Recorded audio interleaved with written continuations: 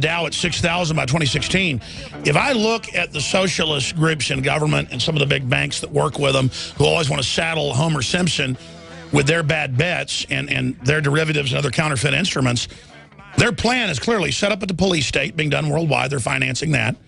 And then as things collapse, pose like they're the savior and take over the pension funds, the private pension funds, the government pension funds, and really not even scale back a lot of the payments and things that former government workers and others are going to be getting that are clearly unsustainable.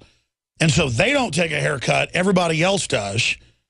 And if you don't like it, well, Homeland Security now basically lists not liking the Federal Reserve policy as terrorism.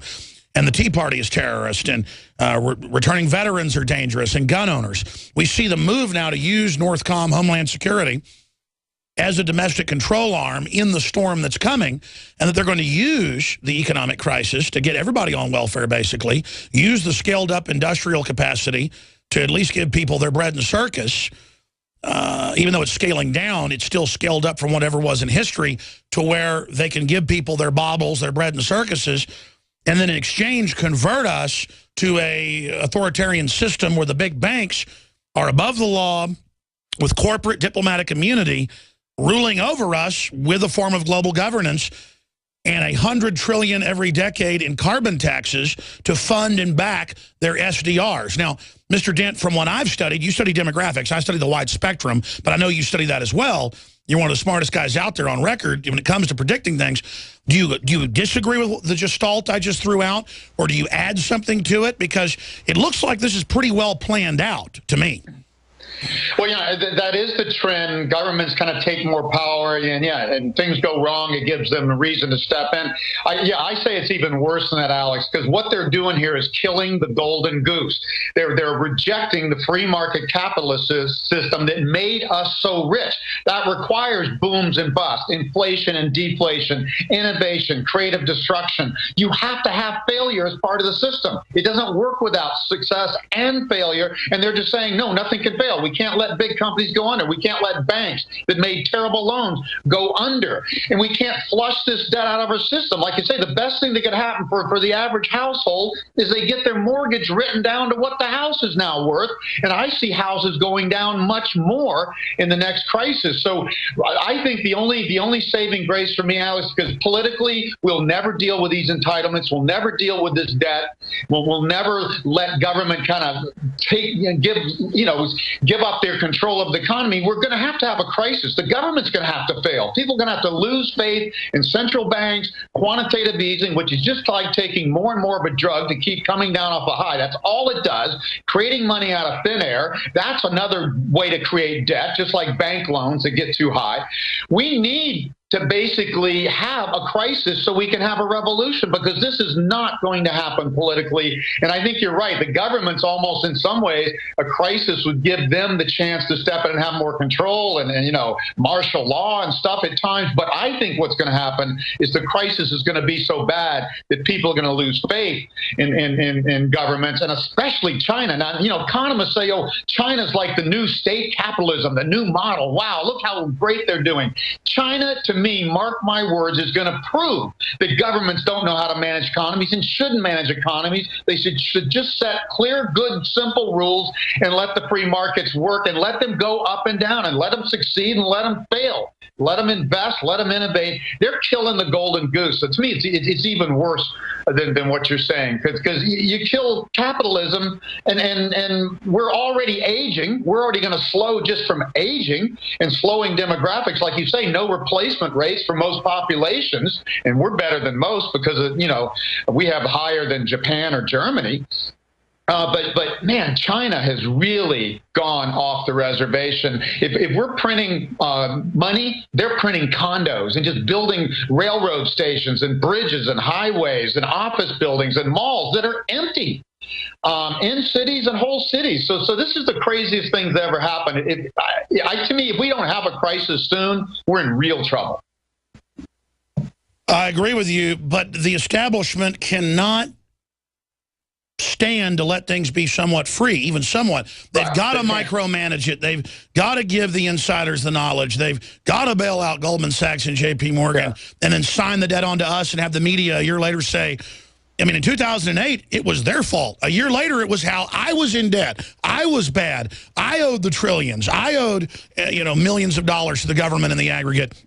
A total fraud. But I got to say, Mr. Dent, a lot of it lies with the public. If the public politically is so mesmerized with Justin Bieber and LeBron James and all the rest of the propaganda and have had liberty and wealth so long that the public, not everybody, but a large portion of them are delusional, dumbed down, stupid, lazy, give me a handout, scum who literally look at me and think I need to pay more so they can sit on their butts. A, do you agree with that? B, what happens when it all goes to hell in a handbasket?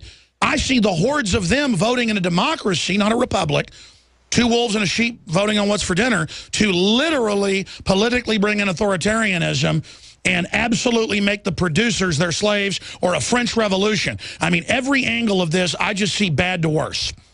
Well, I would add to that we're also spoiled. We've had the greatest boom in history, really since World War II, but especially 1983 to 2007, and that was just a 46-year lag that we show in the demographic clip, as simple as economic tool, just a 46-year lag on the baby boom birth index. So this baby boom created a great boom, but we thought, hey, yeah, everybody's supposed to retire with $100,000 a year pensions and all this, Social Security, Medicare, Medicaid. We can't even afford the health care we had, and now we're expanding it. Paul Ryan's plan wasn't even close to what it would take to balance out entitlement. So we're spoiled. And I think we need reality. And I've got to hope that when things go down, if we have a big enough crisis, people will realize, governments, economists, businesses, and everyday people realize we're bankrupt. We're not bankrupt like Chapter 7, because we're still the largest country in the world, and we got better demographics than most of our competitors.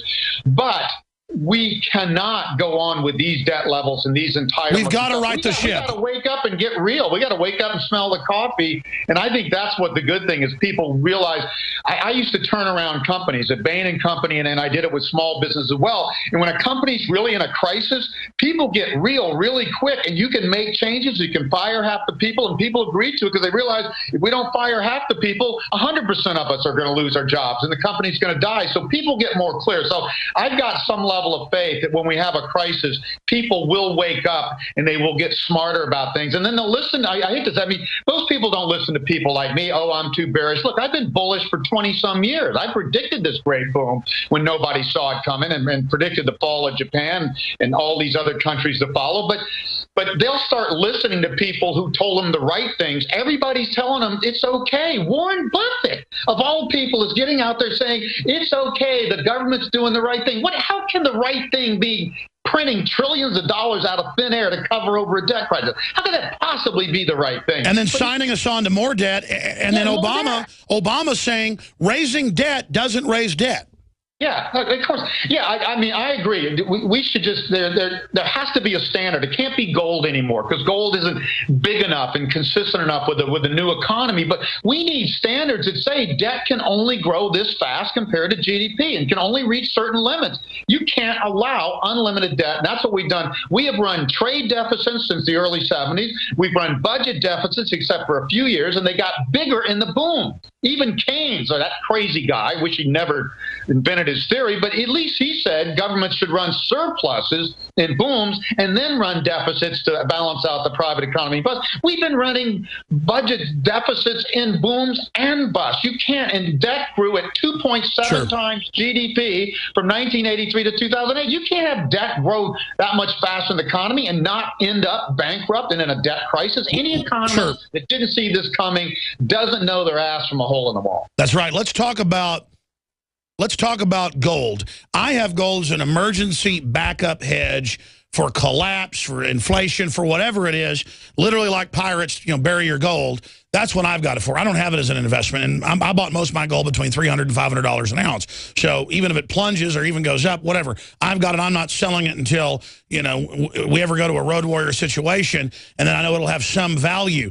But separate from that, are we talking about raw land? Are we talking about skills? I mean, for the average person, what do you do? Well, again, gold is in a bubble. I was debating Peter Schiff in St. Kitts, and I know you know him, and he's saying gold's not in a bubble. I said gold went up almost 7 times between 2000 and 2011. That's a bubble. We said gold's a bubble. It's going to be the last bubble to burst. It is bursting. I think gold's going to see $700 an ounce by 2016 when the Dow is at 5,000 or 6,000, and I think it's going to see 250 to 400 around the turn of the next decade before a big commodity cycle bottoms. I mean, commodities peak every 29, 30 years like a clock. So I don't agree with the gold bugs on that. And the truth is there is nowhere to go. You put your money in safe stuff, liquid cash, and cash flow is king in a deflationary crisis. And then if you want stuff, I want stuff I can trade. I want shotgun shells, I want little bourbon bottles. I want silver coins even more than gold. No, I agree. I got more silver than gold. Yeah, silver's great for exchanging and buying stuff. Food, dried food.